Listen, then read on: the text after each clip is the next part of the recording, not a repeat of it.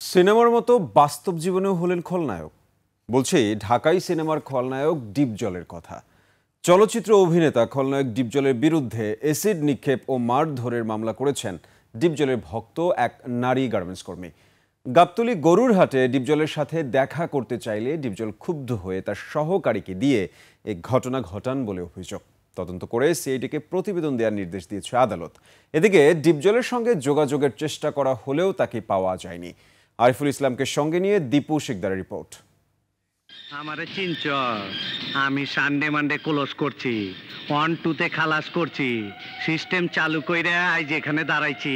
ঢাকায় চলচ্চিত্রের খলনায়ক হিসেবে ব্যাপক জনপ্রিয় গাবতলী এলাকার সাবেক ওয়ার্ড কমিশনার মনোয়ার হোসেন ডিপজল। চেনানোর জন্যই তোকে ধরে এনেছি। টিক্কা বেদব, তুই মহান শিল্পী রে, বহুত অপমান করছস তরে আমি। চলচ্চিত্রের পদ্মার ডন আবারও মামলার আসামি। অ্যাসিড নিক্ষেপ ও মারধরের অভিযোগে জনপ্রিয় অভিনেতা মনোয়ার হোসেন ডিপজল ও তার ব্যক্তিগত সহকারী ফয়সালের বিরুদ্ধে মামলা করেছেন এক গার্মেন্টস কর্মী। ঘটনা গাবতলীর গরুর হাটের। সেখানে অভিনেতা ডিপজলকে দেখে তার এক নারী ভক্ত দেখা করতে চাইলে ডিপজল ক্ষুব্ধ হয়ে ওঠেন।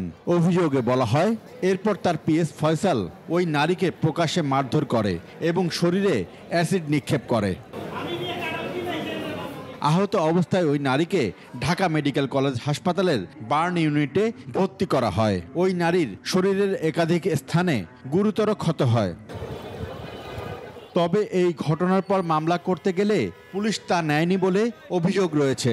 শেষমেশ আদালতের দ্বারস্থ হয়ে মামলা করেন ওই ভুক্তভোগী। 10-15 জন লোক নিয়ে আসলো, নিয়ে আসার পরে আমার হাত পা বাঁধলো, বাঁধার পরে যেরকম মার সেরকম খুশি, যেরকম খুশি আমার তল পেটও লাঠি দিছে, আমার সিলি ভাইরি আছে, এরপরে লাঠি দিয়ে আইরা পরে ফয়সালা কইতাছে অনেক একটা গেলান আছে ছোট, এই গেলানটা নিয়ে আয় ওর জন্মের একটা শিক্ষা দিয়ে দে।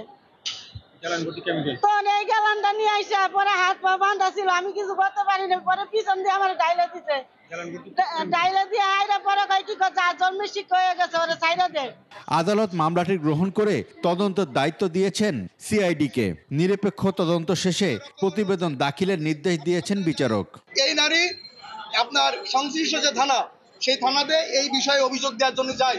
মনোয়ার হোসেন ডিপজল ওই অঞ্চলে এতটাই বেশি প্রভাবশালী যে কিনা থানাটা তার এখনো তার থানা পুলিশ কোর্ট এবং ওসি তার কন্ট্রোলে। যে ভিকটিম আজকে আদালতে হাজির হয়েছে, আমরা চাই ন্যায় বিচারের পথ সুদৃঢ় হোক। এমন বিতর্কিত কর্মকাণ্ডের কারণে আবারও আলোচিত সমালোচিত বড় পর্দার এই খল অভিনেতা। দীপু শিকদার, 21 টেলিভিশন, ঢাকা।